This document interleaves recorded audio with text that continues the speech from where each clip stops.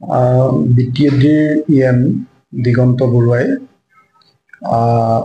যি সাংবাদিকৰ ওপৰত আক্ৰমণ কৰিছে সেই আক্ৰমণক আমি ৰাইজৰ দলে তীব্ৰ নিন্দা কৰিছোঁ আৰু চৰকাৰক দাবী জনাইছোঁ যে অতি শীঘ্ৰে দিগন্ত বৰুৱা আৰু যিসকলে আক্ৰমণ কৰিছে তেওঁলোকক গ্ৰেপ্তাৰ কৰাৰ ব্যৱস্থা ল'ব লাগে। পৃথিৱীৰ কোনো গণতান্ত্ৰিক দেশত গণতন্ত্ৰৰ চতুৰ্থ স্তম্ভ সাংবাদিকসকলৰ ওপৰত কেতিয়াও চৰকাৰী পক্ষৰ পৰা শাসক চক্ৰৰ পৰা কেতিয়াও আক্ৰমণ নকৰে। তো আমাৰ ইয়াত যি আক্ৰমণৰ ঘটনা ঘটিছে এইটোৱে বিজেপি চৰকাৰৰ জনগণৰ প্ৰতি থকা যি তেওঁলোকৰ দায়বদ্ধতাৰ প্ৰকৃত যি স্বৰূপ সেই স্বৰূপকে প্ৰতিপন্ন কৰিছে। মই ধৃতিমান কলিতাক কৰা আক্ৰমণৰ তীব্ৰ নিন্দা কৰিছোঁ, দিগন্ত বৰুৱাক গ্ৰেপ্তাৰৰ দাবী জনাইছোঁ আৰু দিগন্ত বৰুৱাই যিবিলাক গুণ্ডাক পুহি ৰাখিছে তেওঁলোককো অনতিবিলম্বে গ্ৰেপ্তাৰ কৰাৰ দাবী জনাইছোঁ আৰু আশা কৰিছোঁ যে অসমৰ মুখ্যমন্ত্ৰীয়ে অচিৰেই গুণ্ডাৰূপী এই যিজন EM আছে তেওঁক গ্ৰেপ্তাৰ কৰাৰ ব্যৱস্থা গ্ৰহণ কৰিব।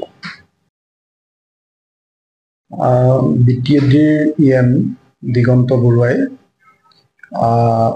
যি সাংবাদিকৰ ওপৰত আক্ৰমণ কৰিছে সেই আক্ৰমণক আমি ৰাইজৰ দলে তীব্ৰ নিন্দা কৰিছোঁ আৰু চৰকাৰক দাবী জনাইছোঁ যে অতি শীঘ্ৰে দিগন্ত বৰুৱা আৰু যিসকলে আক্ৰমণ কৰিছে তেওঁলোকক গ্ৰেপ্তাৰ কৰাৰ ব্যৱস্থা ল'ব লাগে।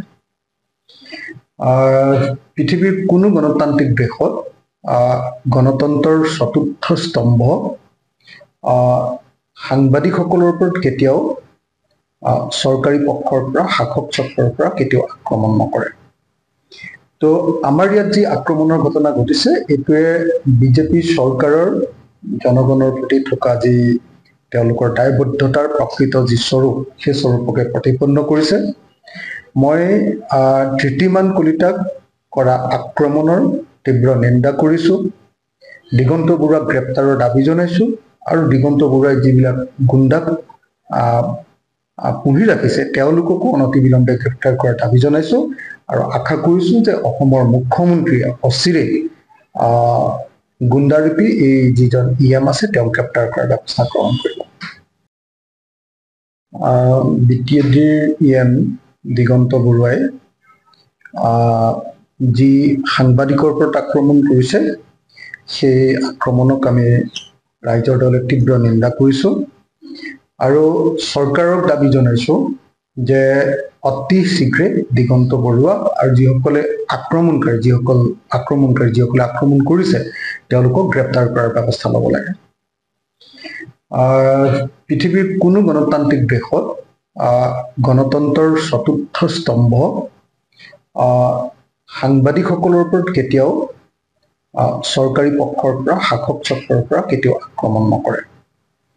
তো আমাৰ ইয়াত যি আক্ৰমণৰ ঘটনা ঘটিছে এইটোৱে বিজেপি চৰকাৰৰ জনগণৰ প্ৰতি থকা যি তেওঁলোকৰ দায়বদ্ধতাৰ প্ৰকৃত যি স্বৰূপ সেই স্বৰূপকে প্ৰতিপন্ন কৰিছে।